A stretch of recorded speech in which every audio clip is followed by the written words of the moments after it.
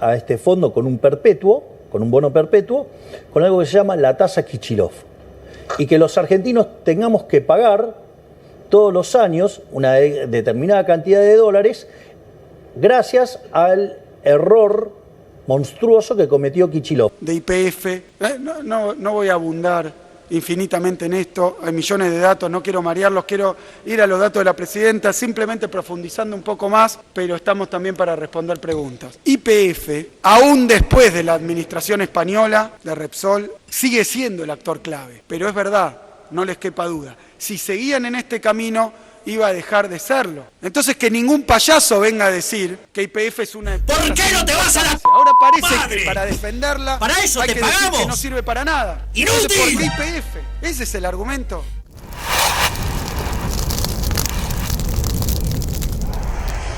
Interrumpo un segundo este video para invitarte a que te suscribas al canal, a que me dejes un like. Es la única manera que tenés de ayudarme a seguir luchando por las ideas de la libertad.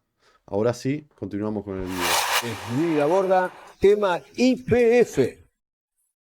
Así es, Eduardo, la justicia de los Estados Unidos le ordena al gobierno entregar mails y mensajes de WhatsApp de funcionarios relacionados con todo lo que sea la relación del gobierno argentino con la petrolera YPF. La jueza Loreta Presca falló que la Argentina deberá dar acceso a las comunicaciones de los funcionarios, no solo los actuales, sino también anteriores, ahora le pasamos la lista, del Ministerio de Economía y también de otras áreas.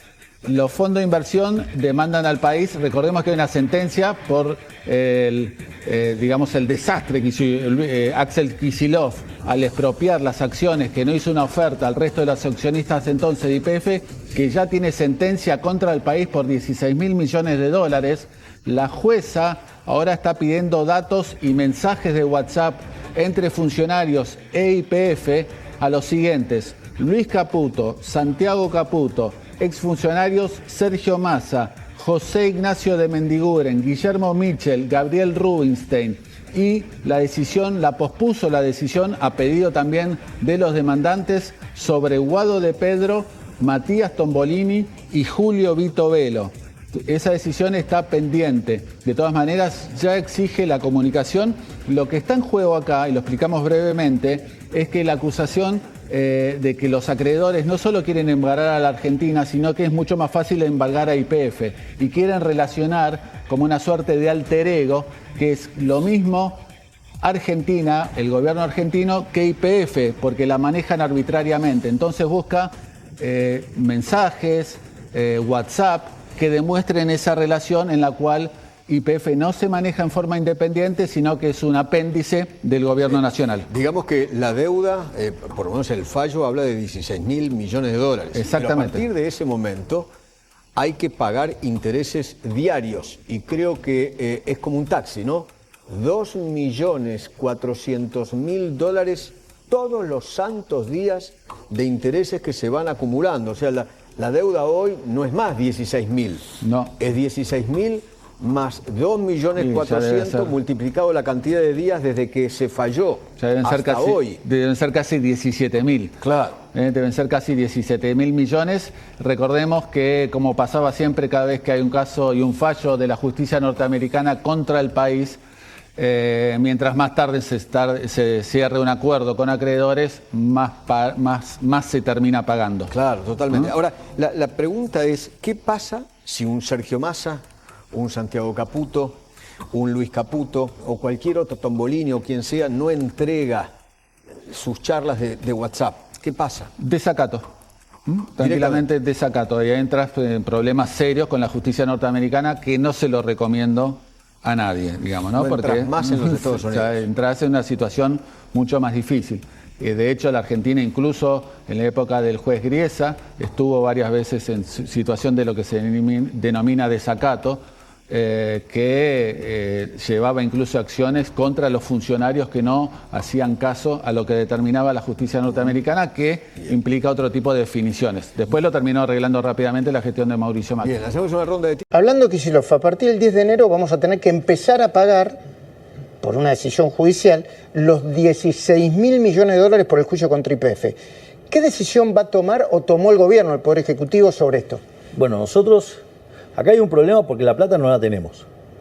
No tenemos 16.000 millones de dólares para pagar, esa es la realidad. Pero sí tenemos el willing to pay, ¿no? La voluntad de pagar. Nosotros lo que vamos a hacer, que es una idea, esta es una de las ideas que estamos trabajando, es crear la tasa Kichilov, es decir, pagarle a este fondo con un perpetuo, con un bono perpetuo, con algo que se llama la tasa Kichilov.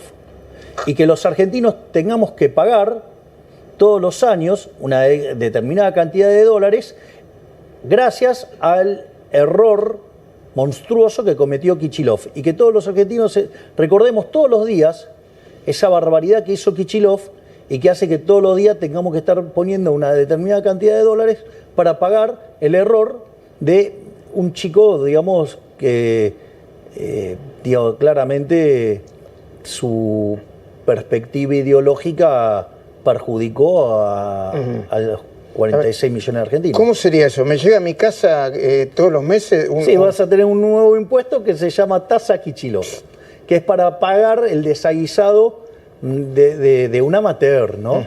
Porque por más que sea doctor de la UBA, parece que esas materias no las estudió, no sé. Bueno, es alguien que no tiene muy claro cómo funcionan las finanzas y menos los mercados. Te hago unas últimas preguntas. Extenso seguramente el debate por el presente y futuro de YPF en el Senado. Volvemos entonces en vivo al Senado de la Nación. Continúa hablando el viceministro de Economía. De mucha inteligencia y de llevar adelante con tenacidad un modelo que permita revertir una situación que requirió 30 años para que se despliegue completamente y que se inició a sangre y fuego ocupando esas plantas industriales, muchas de ellas con el ejército y con algunos industriales cómplices que marcaban a los trabajadores que había que desaparecer para que la compañía pudiera tener clima de negocios y seguridad jurídica, ¿no? Léase, sin sindicatos que defiendan sus derechos, léase, sin organizaciones a escala nacional, después esa reforma laboral de la ley Banelco, que pensaba que los sindicatos tenían que ser grupitos de 2 personas, porque si no, y que tuvieron que escandalosamente aprobar. Entonces, la necesidad ahora de recuperar el control, y algunos dicen, ¿por qué YPF y no agarrar alguna otra de las empresas? Ahora vamos a ver un poco de la participación de YPF. No voy a abundar infinitamente en esto, hay millones de datos, no quiero marearlos, quiero ir a los datos de la presidenta, simplemente profundizando un poco más, pero estamos también para responder preguntas.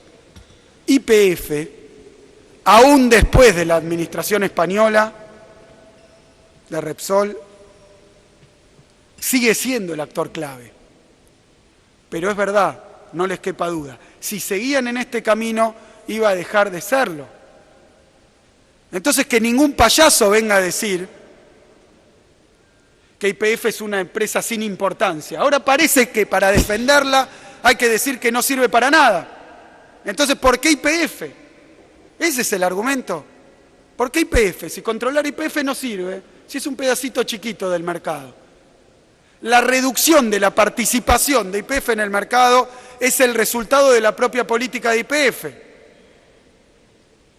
YPF es menos en el mercado extractivo porque sistemáticamente Repsol tiene la responsabilidad de haber sido el total controlante de esta compañía a través de su porcentaje accionario. Siempre, 99 en adelante, lo que hace YPF lo deciden. Es más, funcionarios españoles, y me animo a decir más porque participé como veedor de alguna reunión de directorio con comunicación directa con España. Del mismo modo que Aerolíneas Argentinas se dedicaron a descerebrarla, lobotomizarla, a sacarle hasta los sistemas con los que se tomaban las decisiones. Porque, señores, tienen derecho, es un grupo transnacionalizado que no piensa en el trabajador argentino, no piensa en el automovilista argentino, no sé en qué lugar está de las prioridades de Repsol como grupo, a cuánto va a pagar el combustible de nuestra industria, a cuánto va a pagar el combustible de nuestras generadoras eléctricas, si va a alcanzar o no la producción nacional. Y le digo más, porque lo sé...